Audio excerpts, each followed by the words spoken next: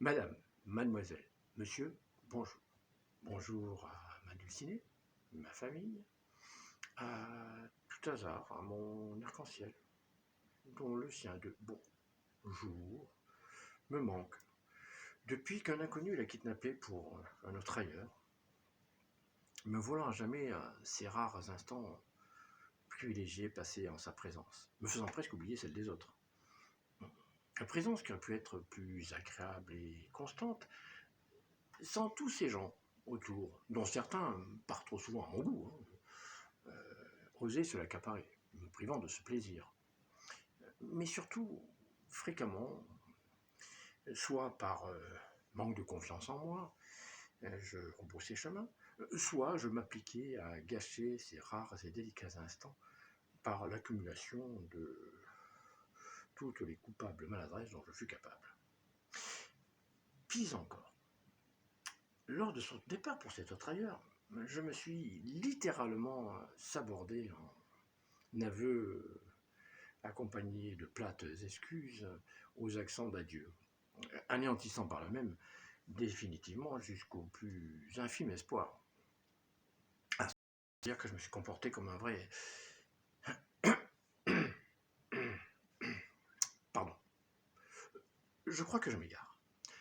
Passé cet intermède furtif, pur moment de délire nostalgique de ma part, je me présente pour les quelques personnes qui ne me connaîtraient pas encore, c'est-à-dire à peu près tout le monde. Sachez simplement que les très rares autres m'ont surnommé MAP, M-A-H-P, tout en majuscule s'il vous plaît. Vous allez savoir pourquoi. Il m'a été demandé d'accepter de voir co-animer un programme entièrement dédié aux moyens de locomotion, et plus particulièrement à l'automobile, assez judicieusement intitulé Automobilement Vôtre.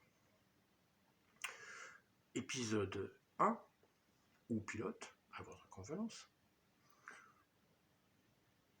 qui sera divisé en 5 parties totalement distinctes. La première, vous êtes en train de la suivre, sorte d'introduction, prologue ou ce que vous voulez. Une deuxième partie qui, elle, englobera le générique, le sommaire, très sommaire, ainsi qu'une chronique littéraire de notre spécialiste Samir Guignou.